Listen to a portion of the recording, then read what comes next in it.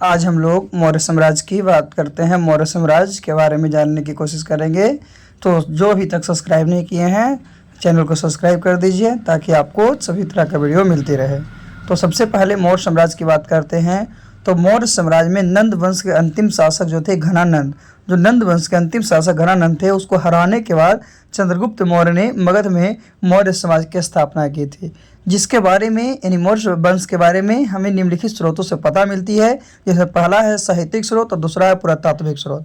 तो साहित्यिक स्रोत के अंतर्गत आपका अर्थशास्त्र आता है, इंडिका आता है, मुद्रा राक्षस आता है और जैन धर्म आता है। क्या आता है? जैन धर्म आता है एवं बौद्ध धर्म आता है।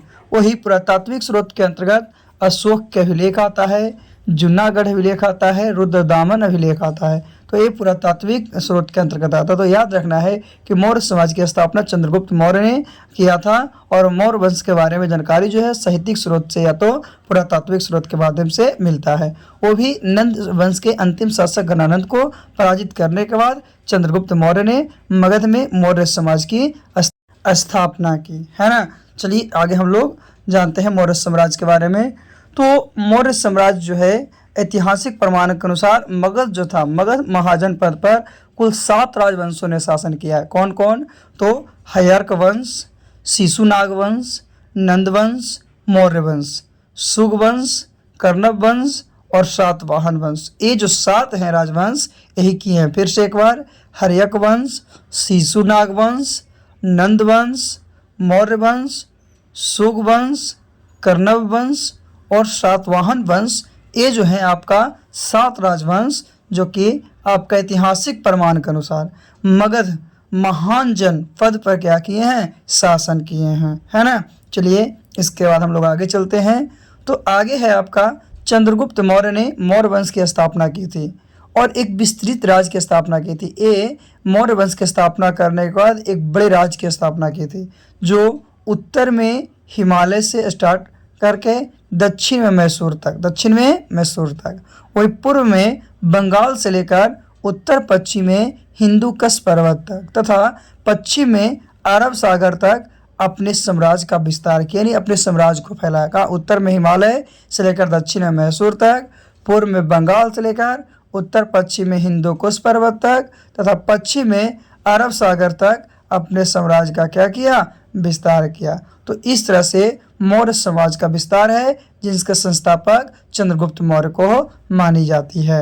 चलिए आगे हम लोग जानते हैं। तो आगे है मौर्य साम्राज्य के शासक। मौर्य साम्राज्य में कौन कौन शासक किए हैं? तो सबसे पहला आपका चंद्रगुप्त मौर्य, चंद्रगुप्त मौर्य के बाद बिंदुसार, बिंदुसार के बाद अशोक, अशोक के बाद दशरथ मौर्य, दशरथ मौर्य के बाद संप्रति, संप्रति के बाद शालिशुक, शालिशुक के बाद देववर्मन, देववर्मन के बाद सतध्वंस और उसके बाद बृहदस्त। आगे तो चंद्रगुप्त मौर्य ने मौर्य वंश के प्रथम शासक तथा संस्थापक हैं। चंद्रगुप्त मौर्य मौर्य वंश के प्रथम शासक एवं संस्थापक हैं और 322 ईस्वी पूर्व नंद वंश के शासक घनानंद को पराजित करके यह मगध के राजा बने। वही चाणक्य को चंद्रगुप्त ने अपना प्रधानमंत्री बनाया। चाणक्य को चंद्रगुप्त अपना प्रधानमंत्री बनाया और चाणक्य को कौटिल्य एवं विष्णुगुप्त के नाम से जानते हैं। तो घनानंद को हराने का चंद्रगुप्त मौर्य ने उसकी पुत्री दुर्धर्धा से क्या किया था? विवाह किया था। इसीलिए इसको यूनानी लेखकों के द्वारा चंद्रगुप्त को दिए गया नाम। प्लूटार्क जो थे वो इंडोकॉर्स और जस्टिन जो थे आपको सेंडोकॉर्स नाम दिए। वही 1793 ईस्वी में सर विलियम्स जोन्स ने 1793 में सर विलियम्स जोन्स ने सबसे पहले यह बताया कि यह नाम जो है आपका चंद्रगुप्त मौर्य के है। ये दोनों नाम जो दिया गया यूनानी लेखक के द्वारा ये बताएं कि ये क्या है? चंद्रगुप्त मौर्य की है। और ये क्या किए थे कि घनानंद को हराने के बाद चंद्रगुप्त मौर्य की पुत्री दुर्धर्हा से क्या किए थे? ये विवाह कर लिए थे, है ना। चलिए हम लोग और जानते हैं आगे। तो थोड़ी सी जानते हैं सिकंदर के बारे में। सिकंदर जो था उसका थल सेनापति सेल्यूकस निकेटर था। सिकंदर का थल सेनापति सेल्यूकस निकेटर था तथा जल सेनापति जो था नियार्कस था। कौन था? नियार्कस। चलिए आगे। तो आगे है चंद्रगुप्त मौर्य 305 ईस्वी पूर्व से सेकुलस निकेटर के मगध पर आक्रमण किया था, किंतु चंद्रगुप्त मौर्य ने उसे पराजित कर दिया और उसकी पुत्री कॉर्नेलिया, जिसका नाम हेलेना भी था, उससे विवाह फिर से कर लिया। युद्ध की शर्त के अनुसार क्या हुआ कि सेल्यूकस निकेटर ने 4 प्रांत काबुल, कंधार, हेरात और मकरान चंद्रगुप्त मौर्य को दे दिया और चंद्रगुप्त मौर्य ने भी 500 हाथी सेल्यूकस निकेटर को भेंट किया। तो सेल्यूकस निकेटर ने अपना राजदूत मेगास्थनीज को चंद्रगुप्त मौर्य के दरबार में भेजा। अपने राजदूत जो था, यानी कि पूछता है, तो राजदूत का नाम क्या था, मेगास्थनीज, को चंद्रगुप्त मौर्य के दरबार में भेजा। वही मेगास्थनीज में पुस्तक जो है उसी इंडिका में मौर्य वंश की जानकारी मिलती है। मैग्नीज का जो मेगास्थनीज की पुस्तक इंडिका है उसमें मौर्य वंश की जानकारी मिलती है। वही जैन गुरु भद्रबाहु से प्रभावित होकर चंद्रगुप्त मौर्य ने जैन धर्म को अपना लिया और कर्नाटक में श्रवण बेलगोला में, जो कर्नाटक के श्रवण बेलगोला है, उसमें 298 ईसा पूर्व में सलेखना विधि द्वारा क्या किया, अपने प्राण को त्याग दिया। ये चंद्रगुप्त मौर्य का था। फिर है बिंदुसार। तो बिंदुसार चंद्रगुप्त मौर्य का उत्तराधिकारी बना। बिंदुसार जो था चंद्रगुप्त मौर्य का उत्तराधिकारी बना। इसकी माता का नाम दुर्धरा था और बिंदुसार को अमित घात भी कहते हैं। अमित घात का अर्थ है शत्रुओं को नाश करने वाला, यानी शत्रुओं को मारने वाला। तो सीरिया के शासक, जो सीरिया थे वहाँ का शासक एंटियोकस ने अपना राजदूत डाइमेक्स को बिंदुसार के दरबार में भेजा। डाइमेक्स को किसके, बिंदुसार के दरबार में भेजा। तो बिंदुसार ने सीरिया के नरेश से अंजीर, मीठी शराब और यूनानी दार्शक की मांग की। वो वहाँ सीरिया के नरेश से क्या किया कि अंजीर मांगा, मीठी शराब मांगा एवं यूनानी दार्शनिक की मांग की। वही एंटियोकस ने 2 वस्तुएं, मीठी शराब और अंजीर तो भिजवा दिया, परंतु यूनानी दार्शनिक की मांग को ठुकरा दिया गया। उन्होंने कहा कि यूनानी कानूनों के अनुसार दार्शनिक का क्रय विक्रय नहीं किया जाता। जो दार्शनिक है उसका कोई क्रय विक्रय नहीं किया जाता। क्यों? क्योंकि 2 ही चीज़ भेजाया, एक मीठी शराब भिजवाया, एक अंजीर भिजवाया। तो है ना, तो अंजीर, मीठी शराब और यूनानी दार्शनिक की मांग की थी, तो कहा कि यूनानी दार्शनिक जो है वो क्रय विक्रय नहीं किया जाता है। आगे फिर क्या है कि बिंदुसार आजीवन संप्रदाय का अनुयायी था। जो बिंदुसार था आजीवन संप्रदाय का अनुयायी था और बिंदुसार के समय तक्षशिला में विद्रोह हो गया था और उस समय तक्षशिला के राजकुमार बिंदुसार का बड़ा बेटा सुसीम था और वह विद्रोह को दबाने में असफल रहा, विद्रोह को चाप नहीं सका और बिंदुसार ने अपने छोटे पुत्र अशोक, जो उस समय अवंती का राज्यपाल था, उसे विद्रोह दबाने के लिए भेजा। तो अशोक ने बड़े ही क्रूरतापूर्वक विद्रोह को क्या किया, दबा दिया। और बिंदुसार की मृत्यु के बाद, जो बिंदुसार मरे तो उसके बाद अशोक जो है वो मगध का सिंहासन में बैठ गया, यानी अशोक जो था आपका वहाँ का राजा बन गया। चलिए इसके बाद हम लोग आगे जानते हैं तो अशोक के बारे में। तो अशोक का जो जन्म था वो आपका 304 ईस्वी पूर्व पाटलिपुत्र में हुआ था। अशोक का जन्म 304 ईस्वी पूर्व पाटलिपुत्र में हुआ था और बौद्ध धर्म के अनुसार, बौद्ध ग्रंथ के अनुसार अशोक के राजा बनने के लिए अपने 99 भाइयों की हत्या कर दी थी। और बौद्ध धर्म के अनुसार क्या कहता है कि अशोक ने राजा बनने के लिए अपने 99 भाई को मार दिया था। वही 269 ईसा पूर्व अशोक का राजाभिषेक हुआ। 269 ईस्वी पूर्व अशोक का राजाभिषेक हुआ और अशोक की माँ का नाम सुभद्रांगी था। क्या था? सुभद्रांगी था। और राज्याभिषेक के 8वें वर्ष के बाद 261 ईस्वी पूर्व अशोक ने कलिंग पर आक्रमण कर दिया और कलिंग को जीत लिया। और कलिंग में हुए भीष्म नरसंहार को देखते हुए अशोक का हृदय पर क्या हो गया, परिवर्तित हो गया। इसके बाद अशोक ने भी बौद्ध धर्म को अपना लिया और बौद्ध धर्म की शिक्षा अशोक को उपगुप्त ने दी थी। ये जो बौद्ध धर्म है, बौद्ध धर्म के बारे में अशोक को कौन बताए थे, तो उपगुप्त ने, यानी अपने राज्य को पाने के लिए ये अपने 99 भाइयों की हत्या कर दी थी। किसके अनुकूल? बौद्ध धर्म के अनुकूल, जिसका जन्म 304 ईस्वी पूर्व पाटलिपुत्र में हुआ था। चलिए और जानते हैं थोड़ी सी इसके बारे में। तो अशोक ने बौद्ध धर्म, अशोक का बौद्ध धर्म उसका व्यक्तित्व धर्म था तथा उसने कभी भी बौद्ध धर्म को राजकीय धर्म घोषित नहीं किया, कभी भी बौद्ध धर्म को राजकीय धर्म घोषित नहीं किया। वही अशोक ने बौद्ध धर्म के प्रसार के लिए अपने बेटे महेंद्र और बेटी संघमित्रा को श्रीलंका भेजा। बौद्ध धर्म के प्रचार के लिए अपने बेटे महेंद्र और बेटी संघमित्रा को।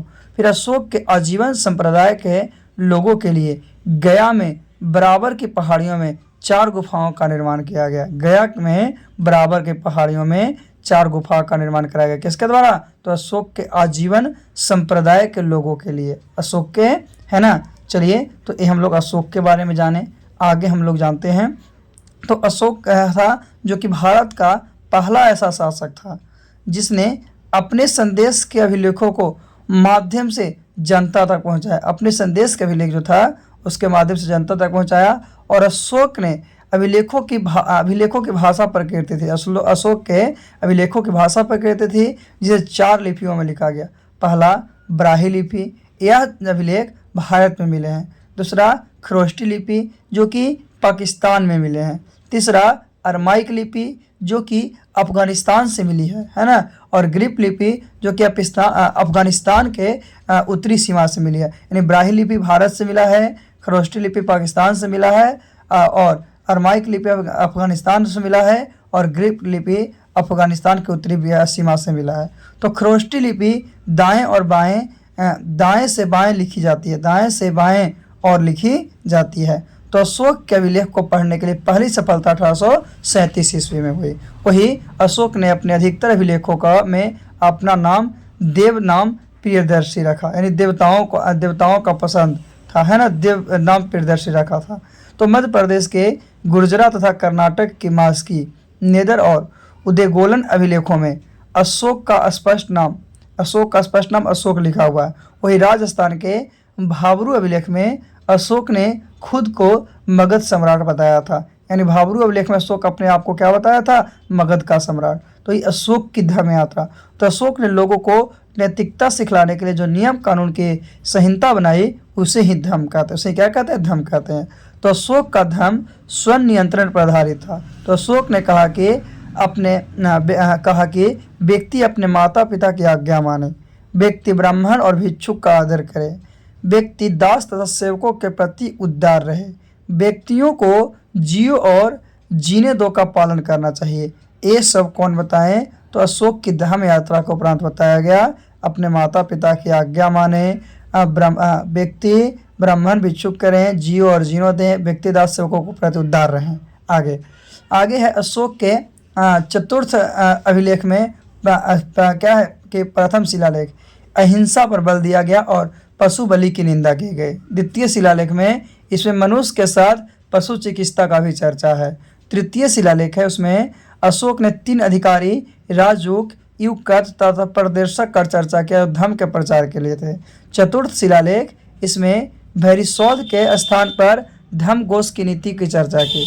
जो 5वां अभिलेख था, शिलालेख था, इसमें धर्म मात्र नामक अधिकारी की चर्चा है जो धार्मिक जीवन की देखरेख करता है।